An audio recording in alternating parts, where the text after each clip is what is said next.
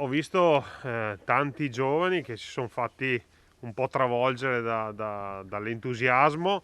L'appello che faccio è quello di sapersi controllare anche nel far festa, ma poi invito anche i genitori a verificare, una volta rientrati i propri figli, cosa hanno fatto e se per caso hanno consumato eccedendo troppi alcolici, perché questo non fa bene, al di là del Covid.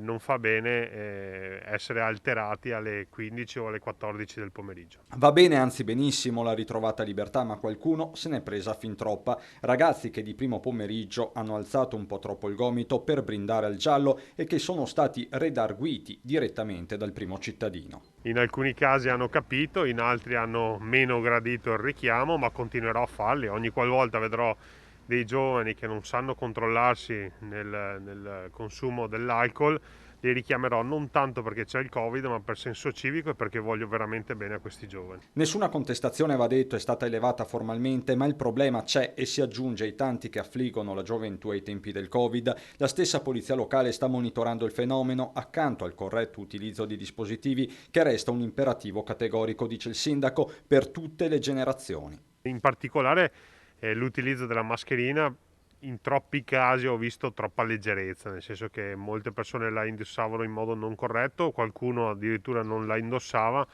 e quindi da qui l'appello: non credo che serva ricorrere sempre alle sanzioni o al cane da guardia, si chiama buon senso e si chiama rispetto tra persone.